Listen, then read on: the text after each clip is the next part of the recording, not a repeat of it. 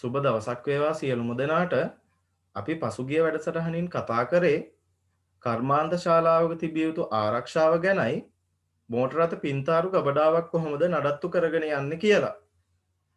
ඉතින් අද අපි බලමු මෝටර රථ පින්තාරු ශේෂ්ත්‍රයට අදාළ වෙන මූලික වර්ණ මොනවද?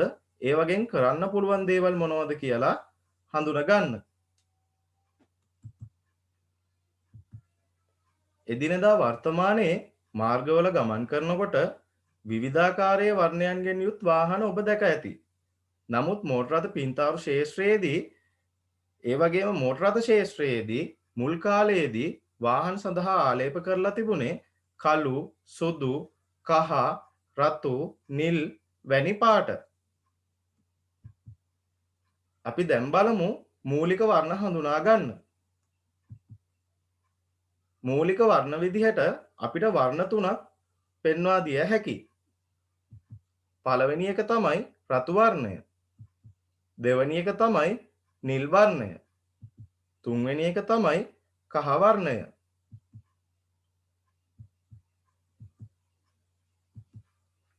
ඒ වගේම ඒ ප්‍රාථමික වර්ණ දෙකක් එකතු වෙලා හැදෙන වර්ණ ද්විතීයික වර්ණ විදිහට අපි හඳුන්වනවා.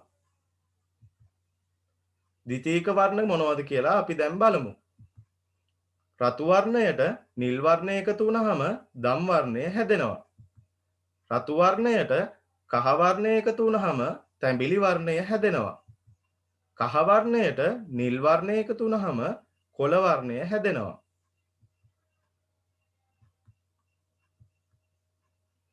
ඒ වගේම වර්ණ තුනක් එකතු වෙලා හැදෙන වර්ණ ත්‍රිතීයික වර්ණ විදිහටද හඳුන්වනු ලබනවා.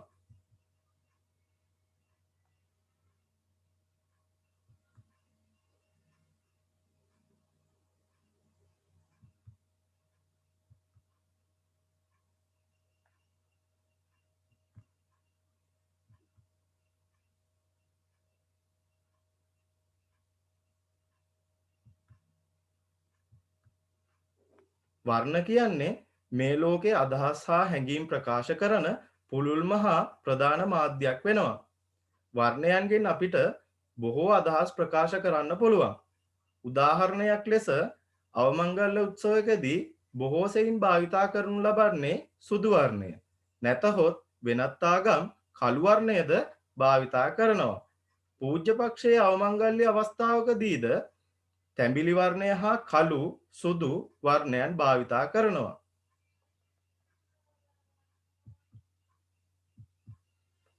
ඒ වගේම ඔබ හිතන්න ඔබ ශල්‍ය කර්මයකට මුහුණ දෙනවා කියලා. ඔබ ශල්‍යාගාරයට ඇතුළු වෙනකොට ශල්‍යාගාරයේ තද රතු වර්ණයන් ආලේප කරලා තියෙනවා නම් ඔබට කුමක් සිතේවිද? නමුත් ශල්‍යාගාරවල බොහෝ දුරට ආලේප කරලා තියෙන්නේ ලා පැහැති කොළ, ලා පැහැති ක්‍රීම් වර්ණයක්. ඒ වගේම පැවසීමට ඇත්තේ අපගේ සිත් තුළ සෞම්‍ය හෝ භයානක අදහසක් පැවසීමටද වර්ණයන්ට හැකියාවක් ඇති බව. ඒ වගේම ඔබ චිත්‍රපටි නරඹලා ඇති. ඒ චිත්‍රපටිවල ආදරණීය හැඟීම් ප්‍රකාශ කරන ජවනිකාවල තද රතු වර්ණයන්, තද රෝස වර්ණයන් භාවිතා කරනවා ඔබ දැකලා ඇති. එවිට අපගේ හිතේ ආදරණීය හැඟීම් පහළ වෙන්න පුළුවන්. මේ කාරණා පැහැදිලි කිරීම සිදු කළේ අවස්ථානුකූලව වර්ණයන්ගෙන් බොහෝ අදහස් හා හැඟීම් පෙන්විය හැකි බව. දැන් අපි බලමු වර්ණයන්ට කරන්න පුළුවන් දේවල් මොනවද කියලා. පළවෙනි එක තමයි ප්‍රියජනක භාවය. දෙවෙනි එක තමයි සලකුණු හා සංඥා. තුන්වෙනි එක තමයි තාපසන්නායකතාවය. හතරවෙනි එක තමයි ප්‍රමාණය අඩු හා වැඩි කර පෙන්වීම. පස්වෙනි එක තමයි වර්ගීකරණය.